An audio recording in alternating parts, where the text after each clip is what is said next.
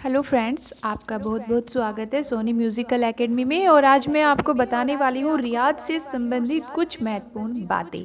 तो सुनिएगा ध्यान से।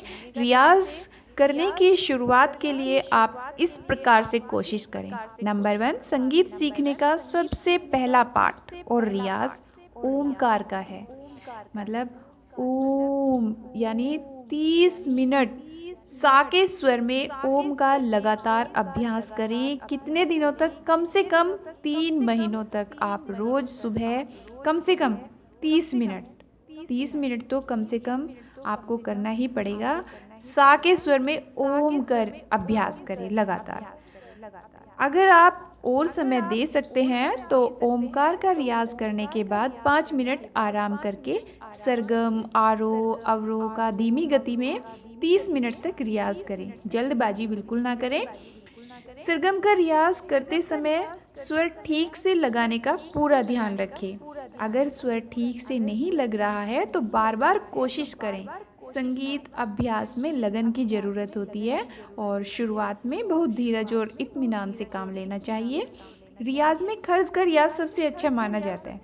खर्ज के रियाज के बारे में भी हम आपको बताएंगे। खर्ज का रियाज वही है कि नीचे के सुर पे प्रैक्टिस करना, वो खर्ज का रियाज होता है। खर्ज का रियाज करने से गायकी में गहराई और ऊंचे स्वर लगाने की काबिलियत आती है। खर्ज के सुर लगाना थोड़ा मुश्किल होता है, लेकिन अगर खर्ज का रियाज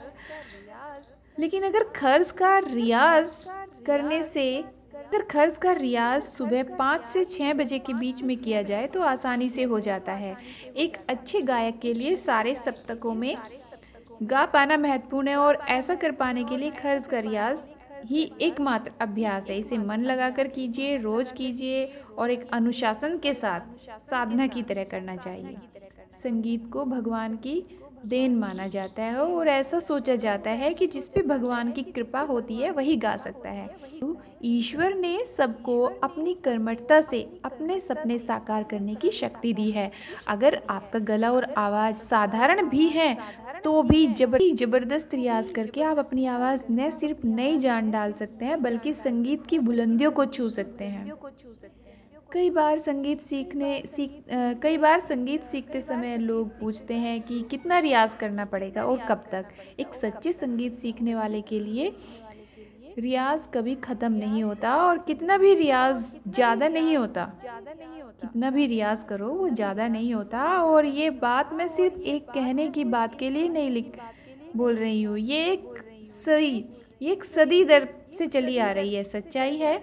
लेकिन एक बात और कह सकती हूँ कि जब तक आपको गाने में मेहनत पड़ रही है, जब तक गाने में आपको कठिनाई हो रही है, तब तक बहुत कोशिश करनी पड़ रही है। तब तक आपको सिर्फ और सिर्फ रियाज करना चाहिए और रागों के पीछे और गानों के पीछे तो बिल्कुल नहीं भागना चाहिए। सबसे पहले तो आपको अपनी रियाज में ही मन लगाना है।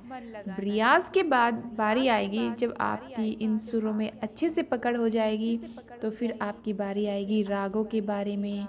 उन रागों के बारे में अच्छे से जानना, उनको समझना कि उसमें किस किस तरह के सुरों का यूज़ किया गया है और कौन से सुर में कहाँ किस तरह से ठहराव लाना है, किस तरह से गाना है।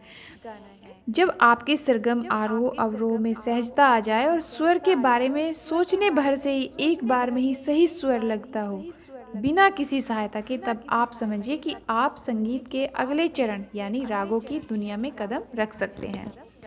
रियाज करते समय आपकी 4 प्रकार से तैयारी होती है। एक, आपकी सांस की शक्ति नियंत्रण और स्थिर होती है। दूसरा, गले की पेशियां गायकी के उतार चढ़ाव के तनाव को सहजता से झेलने के लिए तैयार होती है। और तीसरा, आपके कान और दिमाग स्वर को स्वतः प्राकृतिक रूप से पकड़ पाने में समर्थ होते हैं। और चौथा, आपका मन और आंतरिक सोच गायकी के लिए जरूरी धैर्य, एकाग्रचित्तता, पवित्रता और सकारात्मकता लाती है। अच्छा गायक बनने के लिए इन चारों ही प्रकार से अपने आप को विकसित करना जरूरी है। अगर आप रोजाना समय पर कड़ा रियाज कर रहे हैं तो 10-15 दिन के लगातार रियाज करने के बाद 1-2 दिन का विश्राम ले सकते हैं। इससे आपके शरीर में उभरे सभी प्रकार के तनाव गायब हो जाते हैं और आपकी गायकी की रियाज की मेहनत अच्छी हो जाती है और मतलब मेहनत जारी रखिए, फिर से पहले से भी ज़्यादा मजबूती से आप तैयार हो जाते हैं। रियाज में जितना खुद अभ्यास करने की मान्यता है, उतना ही अच्छे संगीत को सुनने की भी महत्ता है। आप किसी भी गाने को गाने जा रहे हैं तो उसको पहले ध्यान से सुनिए कि उसमें किस तरह से गाने को गाया गया है, कहाँ किस सुर को उठाया गया है, किस सुर को नीचे और कैसे गाया गया है। जितना हो सके अच्छे अच्छे शास्त्रीय संगीत गायकों को सुने, चाहे इंटरनेट पे सुने या सीडी से सुने। संगीत को सुनने और उसको मन में ढालने से आपकी सोच तैयार होगी। रियाज में अपनी शारीरिक क्षमता को संपूर्ण रूप से तैयार करने के लिए एक और राज की बात है, सुनिए। रोजाना कम से कम 30 मिनट प्राणायाम अगर आप कर सके, गाते समय अलग अलग सप्तक शरीर के 4 अलग अलग भाग पर जोर डालते हैं, पेट, फेफड़े, गला और सर का ऊपरी हिस्सा। अगर आप रोजाना भस्त्रिका, भ्रमरी और कपालभाति करें तो अपने आप में चमत्कारी परिवर्तन महसूस कर सकते हैं। एक सिर्फ कहने की बात नहीं है, खुद करके देखिए और मुझे बताइए कि चमत्कार हुआ कि नहीं। एक आखिरी बात, इस बात का ध्यान रखें कि रियाज के लिए आपने अपनी दिनचर्या को तो बहुत कष्टकारी और तनावपूर्ण नहीं बना दिया है। ऐसा करके रियाज करने से सफलता नहीं मिलती। इसलिए ये बहुत ज़रूरी है कि आप संगीत सीखने के साथ साथ जीवन में बाकी चीज़ों के साथ संतुलन और सहजता बनाए रखें।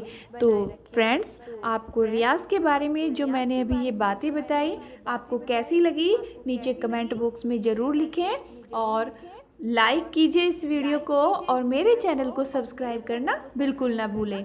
और आपका बहुत बहुत धन्यवाद मेरी इस वीडियो को देखने के लिए, सुनने के लिए। Thank you so much.